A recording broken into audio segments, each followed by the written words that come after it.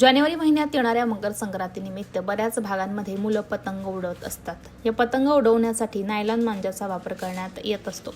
Nylon मांजा वापरामुळे दरवर्षी वेगवेगळ्या ठिकाणी नायलॉन मांजाच्या मनुष्यासोबत पशुपक्ष्यांना त्याची किंमत मोजावी लागत असल्याच्या घटना घडल्या. नायलॉन मांजावर बंदी असताना स्वतःच्या फायद्यासाठी बऱ्याच ठिकाणी चोरून लपून मांजा विक्री होताना दिसते. या गंभीर बाबीची दखल घेत चोपडा उपविभागीय अधिकारी अण्णासाहेब घोलप यांनी संवाद साधलाय. चोपडा उपविभागीय अंतर्गत येणाऱ्या धरणगाव चोपडा शहर ग्रामीण अडावत पोलीस स्टेशनचे प्रभारी अधिकाऱ्यांनी नायलॉन मांजा विक्री करणाऱ्यांवर कारवाई करण्याचे आदेश दिले. नायलॉन मांजा विक्री करणाऱ्यांवर कारवाई करण्यासाठी प्रत्येक पोलीस स्टेशनला पथक नेमणूक करण्यात आली आहे. पोलीस उपविभागीय अधिकारी अण्णासाहेब घोलप यांनी याबाबत माहिती दिलेली आहे, पाहूया. तर मकर संक्रांत जवळ आलेली आहे आणि यानिमित्त लहान जे मुलं आहेत ते पतंग उडवतात आणि त्यासाठी नायलॉन मांजाचा वापर केला जातो. याच्यावर बंदी असताना काही ठिकाणी विकलं जातो. यासाठी आपण काय उपाययोजना करताय?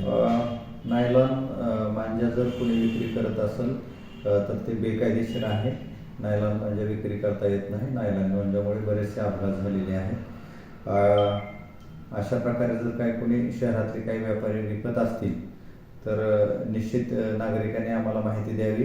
आम्ही त्याच्यावर कारवाई करू आणि आम्ही स्वतःहून सुद्धा त्यासाठी एक वेगळं पथक हे करून दुकानाची तपासणी करून आम्ही त्याच्यावर कारवाई करणार आहोत जर मिळून आले तर.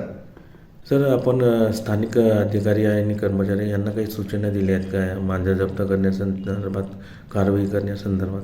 हां, त्या अनुषंगानं मी चोपडा सब डिव्हिजनमधील 4ही पोलीस स्टेशन, धरणगाव असेल, चोपडा शहर ग्रामीण आणि अडावत या तिन्ही पोलीस स्टेशनच्या प्रभारी अधिकाऱ्यांना तशा स्पष्ट सूचना दिलेल्या आहेत. सर, या निमित्त आपण पतंग उडवणारे जे युवक आहेत या आणि मांजा विकणारे यांना काय आव्हान करू इच्छिता शहरातील नागरिकांना?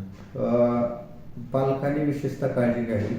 लहान मुलांनी असं जर कोणी नायलॉन मांजा कुठून मिळत असेल, विकत घेत असतील तर ते टाळावं, घेऊ नये. आणि जो कोणी विक्री करतो त्याची माहिती पण आम्हाला कळावी. 112 नंबरला जरी आम्हाला नुसतं डायल करून तुम्ही कळवलं की या दुकानात नायलॉन मांजा विक्री होतो तरी आम्ही स्वतःहून ती कारवाई करू.